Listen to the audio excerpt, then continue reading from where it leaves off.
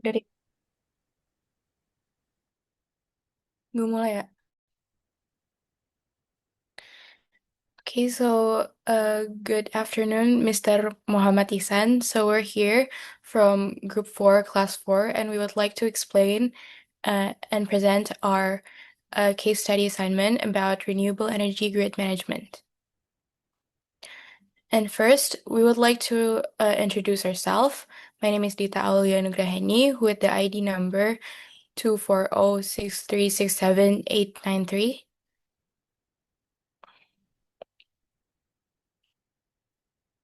My name is Amanda Kiranasari and my student ID number is 24063683321.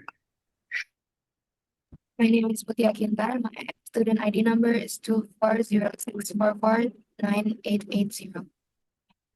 And my name is Safira Azahra with student ID 24064449994.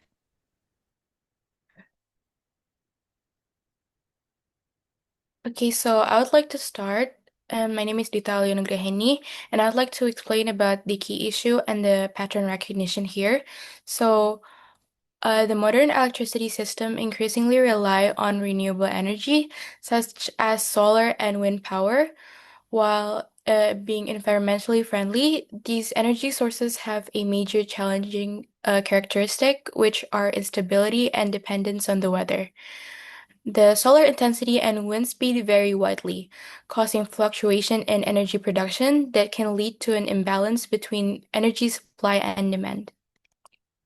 So, with the key issue given, there are four main problems that we face here, which is first the difficulty in predicting energy production from renewable sources, and then second, the energy consumption fluctuate depending on the time of the day and user activity, and then third, the excess energy can be wasted if not stored or diverted, and lastly, when the supply of renewable energy is low, the system tends to revert back to using only fossil energy, which is not environmentally friendly. Therefore, a computational solution is needed that can first predict energy from weather, and then second, adjust supply and demand in real time, and then third, store or divert excess energy, and then lastly, minimizing the use of fossil energy. So, after the key issue given earlier, there are also important patterns identified in this problem, which includes first the weather pattern and energy production. This is where the production from solar panels follow the pattern of sunlight intensity, which is generally high during the day and low at night, while wind turbines depend on the wind speed, which can change throughout the day. And then second, we have the energy demand patterns where energy demand tends to increase in the morning and evening, and it could decrease during the day or early morning. And then lastly, we have the energy storage patterns where there is a surplus. Energy can be stored if the battery capacity is sufficient and or diverted to a secondary activity such as water pumping or EV charging. Okay, next. My name is Safira Azahra and I would like to explain about data representation and abstraction. To solve this problem, several key data points are used. One, weather data is temperature, sunlight intensity, wind speed, and direction. And second is energy demand data. There is hourly energy consumption based on historical data. And third, storage capacity data. There is battery status and maximum capacity. And fourth is energy output data, is how much energy is currently being generated. And abstraction is used to simplify the system. One is weather, is for estimated energy score. Example is sunny weather, 19% of maximum output.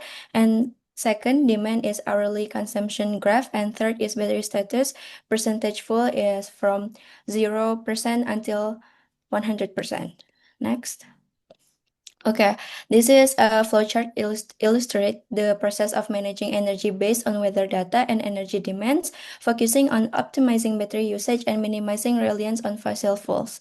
First is start, the process begins, and then collect weather data and demand. The system is gathers weather information and current energy demand data, and then next is analyze. The collect data is analyzed to determine whether energy production exceeds demand, and then is production more higher or more bigger than demand? If yes, energy production exceeds demands, the system checks battery capacity. And if no, the system uses fossil energy to meet the shortfall, then proceeds to update the grid status. And then is battery sufficient? Is only if production more bigger or more higher than demand. If yes, the excess energy is stored in the battery, and if no, a portion of the energy is stored in the battery, and the remaining energy is redirected for other uses. And then if redirect remaining energy for other uses, if battery is insufficient, the surplus energy that cannot be stored is redirected to other application. And next is update grid status. The system updates the grid status based on how the energy was managed. And then next is finish, the process end. My name is Amanda Rasari, and I would like to explain about the pseudocode. This system helps manage energy by looking at how much energy we expect to get based on the weather and how much energy is needed. If there's extra energy, it tries to save it in the battery or send it to the grid if the battery is full. If there's not enough energy, it uses fossil fuel energy to fill the gap. If fossil fuel energy is also not enough, the system adjusts the energy use to handle this shortage. It keeps track of everything that happens and updates the grid status. The system asks the user to enter the weather, energy demand, battery capacity, and available fossil fuel, then decides what to do and shows a summary. This cycle repeats until the user stops it.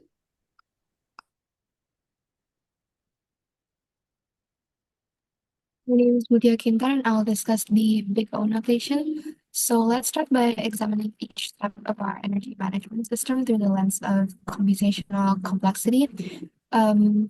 So the first one is energy underscore prediction weather. This is a constant time lookup since we're just checking the current weather data, but no complex calculation.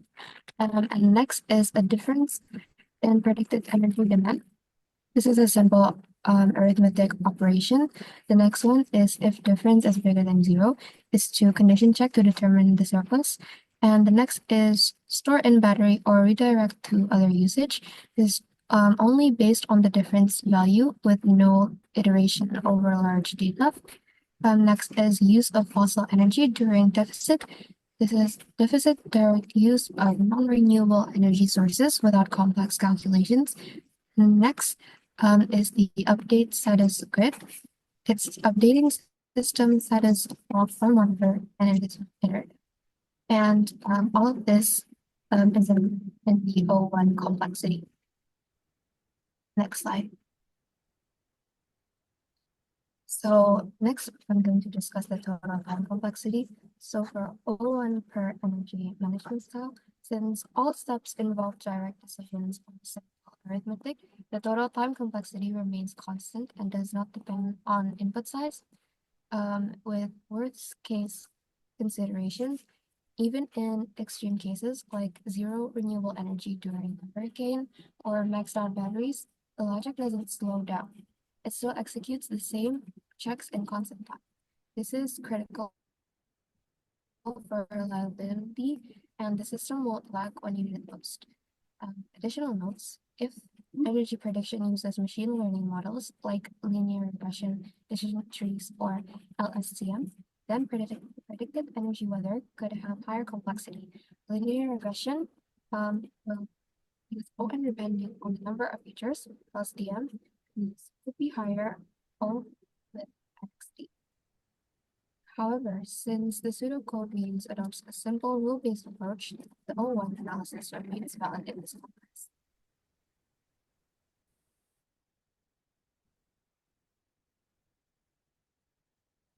Okay, so I guess that's all from our group. Thank you for listening.